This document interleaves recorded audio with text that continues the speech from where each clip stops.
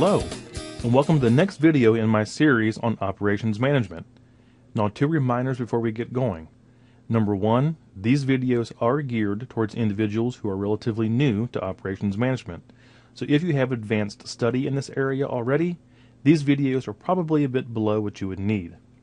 Number two, if you are watching this video on YouTube, please refer to the description below the video, and there you will find a link to the corresponding blog post for this problem. On the blog post, you will find a download link for the very Excel file we will be using in this video. So you can download it, open it up on your computer, and then follow right along with me step by step. So all that being said, let's go ahead and get started. Now in this video, we will continue our discussion about total quality management. And up to now, we've been discussing simple quantitative tools that you can use in your schoolwork or in your business that will help you see if you are meeting your quality goals. Now the tool we're going to talk about in this video is called a Pareto chart. And we're going to talk about how they actually came into being back in the 1800s. We're going to talk about how to collect data to make sure your Pareto chart is accurate. We're going to talk about how to make the calculations in a Pareto chart. We're also going to talk about how to construct the Pareto chart, and then finally how to interpret it. So let's go ahead and dive right in. So here's the problem we're going to use for this video. Now you work in the nursing program at a large Midwestern university in the United States. To become state certified, nursing graduates must pass the NCLEX exam, which is offered by the National Council of State Boards of Nursing, the NCSBN. Now each spring, as part of the program's total quality management philosophy, students who did not pass the NCLEX are sent a survey to learn more about why they think they performed poorly on the test.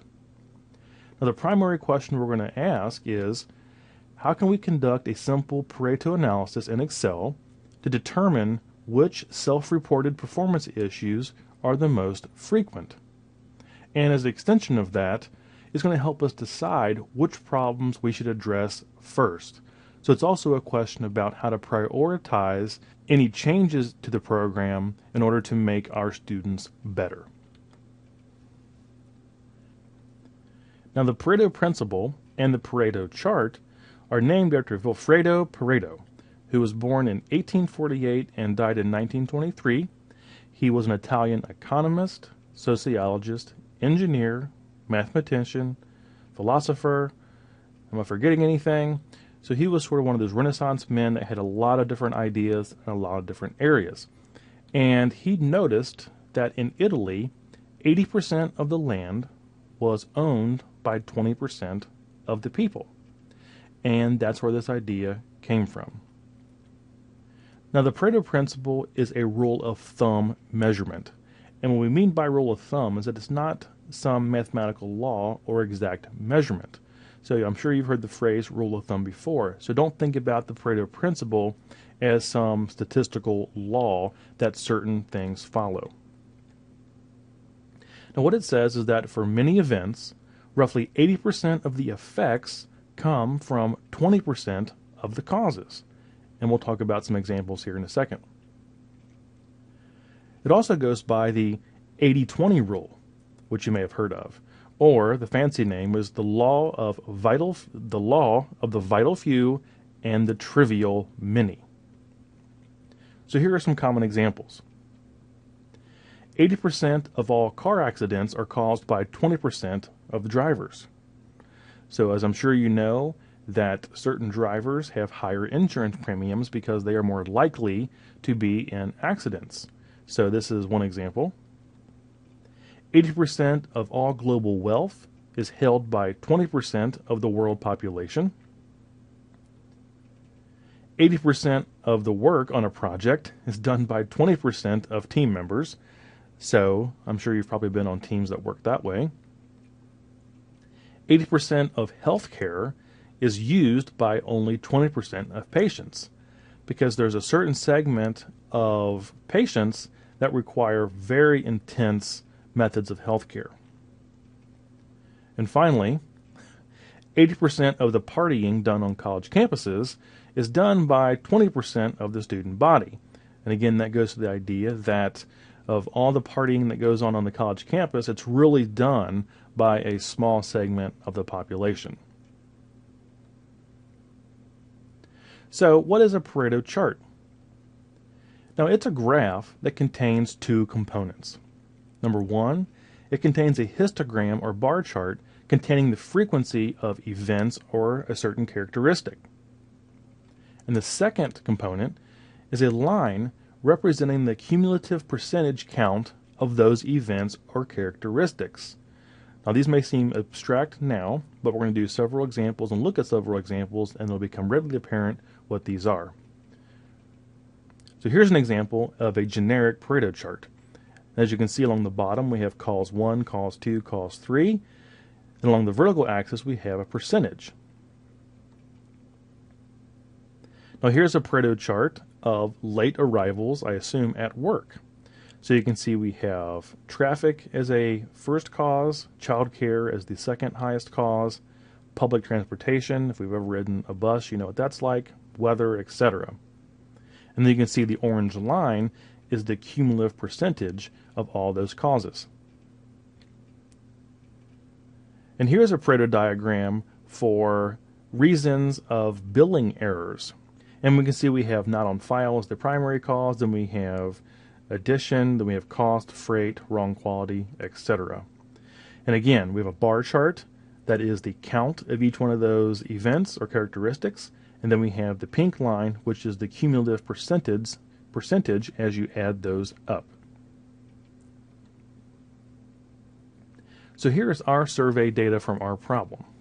So there were 8 primary problems we identified, from ran out of time, being late to the exam, didn't understand the material, and so forth. Now on the right-hand side, that is the count for each one of those explanations. So here we have our survey data, and it's sorted. And this is the first important thing you had to keep in mind about Pareto charts. Once you have your characteristics or explanations or whatever it might be, and you have your frequency of each, you then have to put them in descending order of frequency. So as you can see here, we have did not understand material. That was the most common response, and we had 26 students list that. And then we had ran out of time for the next highest, and so forth all the way down. So the characteristics or events, or in this case explanations, must be put in descending order first. Okay, let's go ahead and go into Excel, and we will actually do the Pareto chart and a Pareto graph, and then we'll come back into PowerPoint and wrap it up.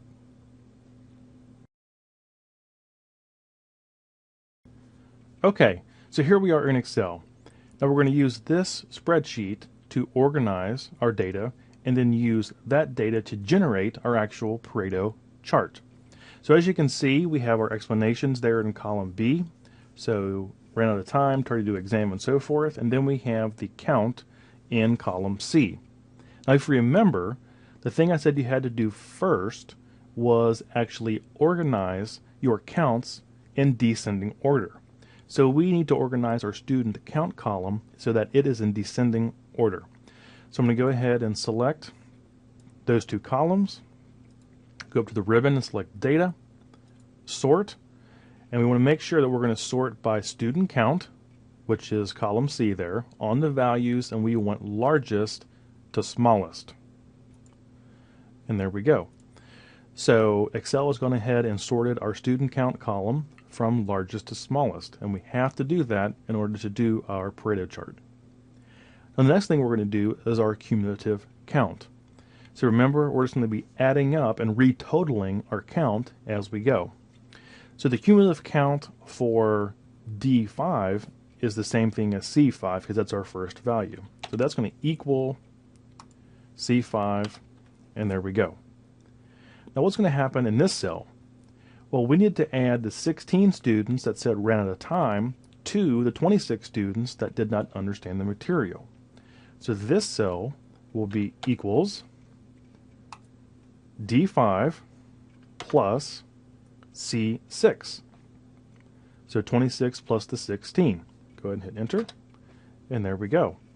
Now we can just use the autofill feature in Excel to drag down and it will continue those formulas all the way down the column. So as you can see, we did end up at 71, so we know the process did work, and there is our cumulative count for our Pareto chart. Now the next thing we want to do is the cumulative percentage. So we're going to go back up to the cumulative percentage cell there in E, and now we want to figure out what percentage is our cumulative count of the overall total. So to figure out a percentage, we're going to make a formula that goes like this: equals whatever number is in our cumulative count column, and we need to divide that by our overall total, which is 71, which is down there in D12. Now we want the D12 reference, okay, to be absolute. So what I'm going to do is hit F4, and you'll see that it makes that an absolute reference. And what that means is when we drag down our formula all down that column, it will maintain 71 as our denominator in our fraction. So we'll go ahead and hit enter, and there we go. So I'm going to go ahead and drag down that entire column, and you can see we end at 1, which is 100%. So if that does not end on 1 or 100%, then you know you made some error in your formula somewhere. Now I am going to change these to actual percentages, so I'm going to highlight that column, go back to home, and then under the number tab here, you'll see percentage. We'll hit percent, and there we go. So you can see that our cumulative percent starts at 37, because that's our first count of 26 out of 71, and then increments as we add more and more data to our total. Now I am going to make one more column here, and it may seem like it doesn't make sense at first, but you'll see what I mean by doing this. I'm going to make this column and call it our 80% rule. And in this column, I'm going to fill it with 80% all the way down. So I'm just going to copy it all the way down. There we go. And actually what that's going to do, that's going to generate our dotted 80% line as a reference. And you'll see what I mean by that here in a couple of minutes. Okay, so we are ready to go ahead and make our Pareto chart, which unfortunately in Excel is not straightforward. We're going to have to do some customization of our chart. Now the first thing we need to do is select the columns we want to use in our graph. So we know we need the explanation column, pretty self-explanatory. We also need the student count column, because that's going to create the bar portion of our Pareto chart. And we know we need the cumulative percentage. That's going to create the line portion of our Pareto chart. Now the 80 rule column we're going to add later, so don't worry about that right now. We'll add it as another step. So now that we have the columns we want, we're going to go ahead and go to Insert, Chart Column, and then Simple 2D Column.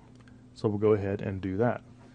Now this looks pretty weird, and that's because, like I said, Excel is not built to do Pareto charts by default, so we're going to have to do some customization. Now I'm always a fan of moving charts to their own tab. That makes them large and easy to work with. So I'm going to go ahead and right click and go Move Chart to New Sheet. Click OK.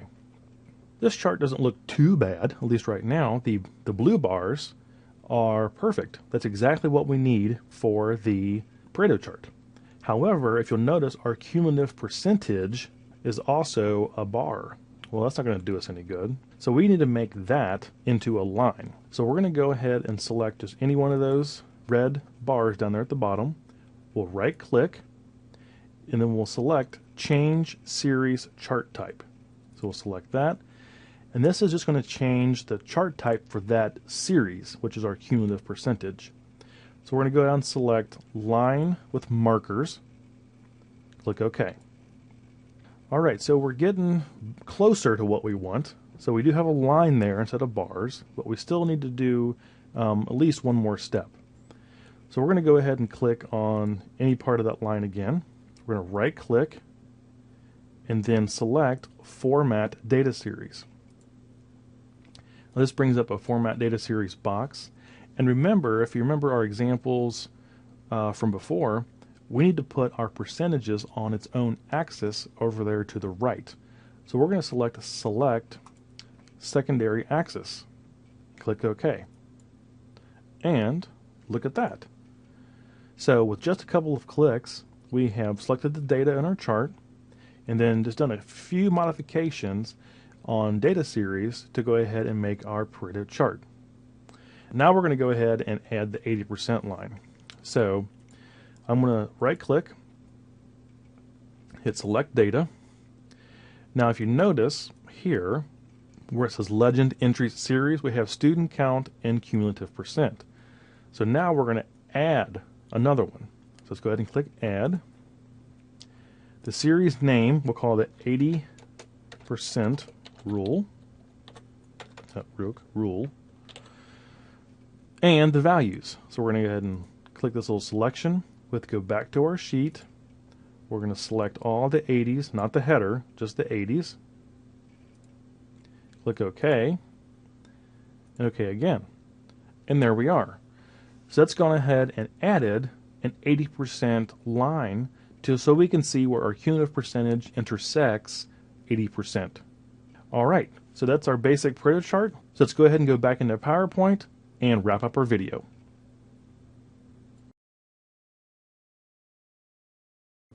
Okay, so here is a slide of the actual mathematics that go into doing the cumulative count. And again, this is very simple math, but I just want to make it very explicit so you can see how the numbers are generated. So down the middle column we have count, and again that's our original count for each explanation. And then over on the right hand side, or to the right of that, we have the actual addition that's going on. So remember, this is a cumulative count. So if you live somewhere where it snows, if it snows 3 inches today and then tomorrow it snows 2 more inches on top of that, then at that point we have 5 inches. If the next day it snows 1 more inch, now we have 6 inches. So it's just a cumulative count of snow. And that principle works the same way here. So we had 26 people that said did not understand material. So our first number is 26. And then we had 16 students that said they ran out of time. So to get our cumulative count there, we just add 26 plus 16 to get 42. Now we had 9 students that said they forgot to study. So we take those 9 students and then add it to the 42 we have from our last cumulative count. Now we have 51. So you can begin to see how this works. So I just wanted to make it explicit and color code it so you can see exactly where the numbers come from. So here's a slide representing how we figured the cumulative percent. So we have our explanations on the left hand side. We have the count for each going down the next column. Now in the red we have our cumulative count. So 26, 42, 51, 58, all the way up to our total of 71. Now to figure our cumulative percentage, we take the cumulative count, which are the numbers in red, and then divide it by our total, which was 71. So to get the percentage at did not understand material, we have 26 divided by 71. Now to get the next percentage, we've got to take the cumulative count, which is now 42, because we added those 16 students to the 26. So now we have 42 divided by 71, which is 59%. And then finally, next, we add 9 people, or 9 students, to that cumulative count. So now we have 51. Then we have 51 divided by 71 to get 72%. So this is just, again, the process of how we actually calculate the cumulative percentage so you can actually see it done visually. Now here's our survey data histogram, and this is just a simple bar chart or histogram that is representing the frequency of each response or each explanation. As you can see, we have them in order, and again, that is a feature of Pareto charts. They have to be put in descending order. And in our case, from did not understand material, where we had 26, all the way down to did not feel well, where we had just 2 or 3. And finally, here is our filled out Pareto chart. So along the bottom we have our explanations, which we had in our previous slide. On the left hand side, from 0 up to 30, that is just our count, or the frequency we had students give each response or each explanation. Now on the right hand side, on that right hand axis, we have percentage. And the tan line, the curved line, is our cumulative percentage at each explanation. So as you can see, it did not understand.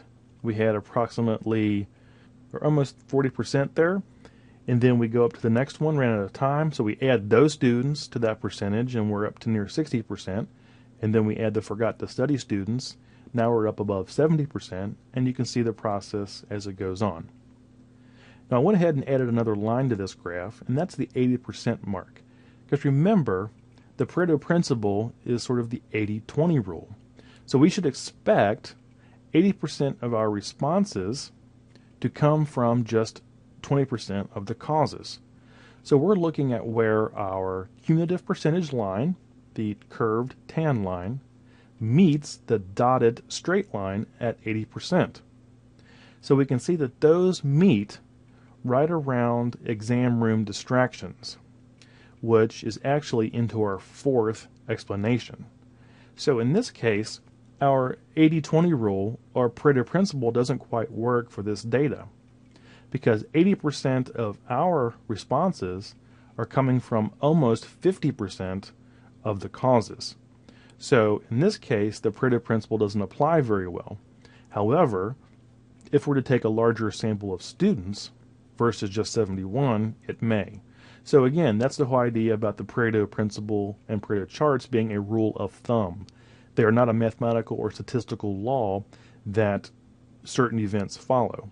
Certain things in society do follow that and tend to follow that pattern, but then again, some don't. So that ends our discussion on the Pareto principle and Pareto charts. So hopefully you have this tool that you can apply in your schoolwork and your business. You can generate the tables in Excel, and then using the data tables actually make charts based on that data that you can use in presentations and at work. Again, thank you very much for watching. I look forward to seeing you again next time.